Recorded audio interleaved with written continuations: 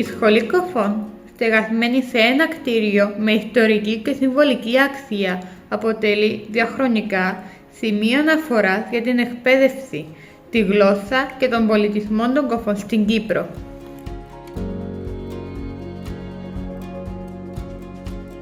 Το 1953 η Σχολή Κοφών ανοίγει για πρώτη φορά τις πόρτες της σε ένα παλιό και σχεδόν ετοιμόρροπο κτίριο στο λόφο του Λιονταριού.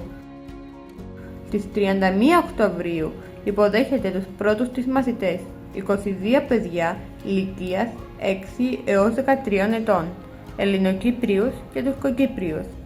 Οι περιορισμένες υποδομές και λιγοστοί πόροι δεν επέτρεπαν την εγγραφή περισσότερων παιδιών. Τον Μάρτιο του 1958 η σχολή μεταφέρεται στην Μόρφου στα κτίρια του πρώην διδασκαλικού κολεγίου.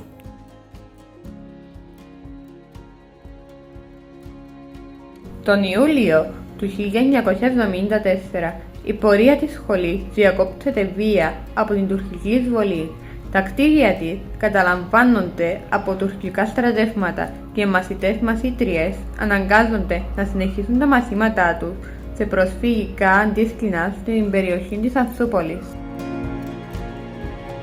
Από το 1976 ξεκινά μια νέα εποχή ανασυγκρότησης.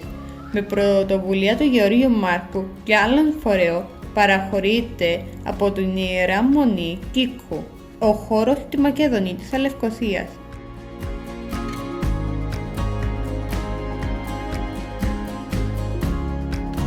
Θέλουμε να ξεκινήσει ξανά η λειτουργία του οικοτροφείου. Μακάρι να μπορούσα να έμενα εδώ μαζί με τους φίλους μου για να κάνουμε παρέα και να επικοινωνούμε.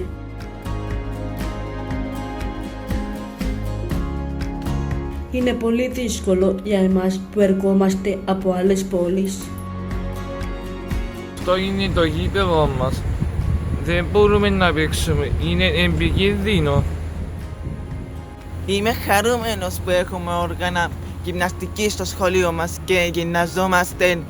Η τάξη της ζωοθεραπεία είναι πολύ μικρή. Πρέπει να είναι μεγάλη και φωτεινή, πρέπει να έχει όλα τα απαραίτητα υλικά για να χαιρόμαστε τη μαθήση. Αυτή είναι η αίθουσα που κάνουμε το μάθημα της κομμωτικής. Μαθαίνουμε διάφορα χτενίσματα, κοψίματα, αλλά και πώς να λύνουμε τα μαγεία του άλλου. Αλλά θα θέλαμε μια ειδική αίθουσα για να κάνουμε το μάθημα της κομμωτικής, με τον κατάλληλο εξοπλισμό.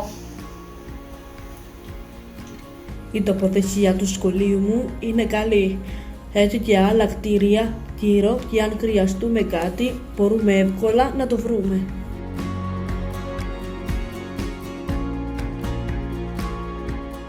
Είμαι πολύ χαρούμενη που φύγω σε αυτόν το υπέροχο σχολείο. Έχω πάρει γνώσεις και δεξιότητες, αλλά έχω κάνει και κάτι υπέροχους φίλους.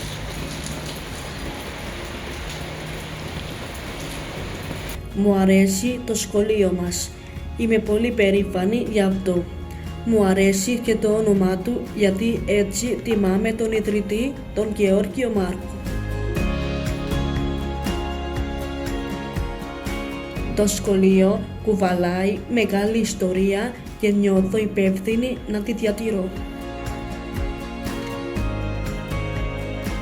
Το σχολείο είναι το δεύτερο σπίτι μας.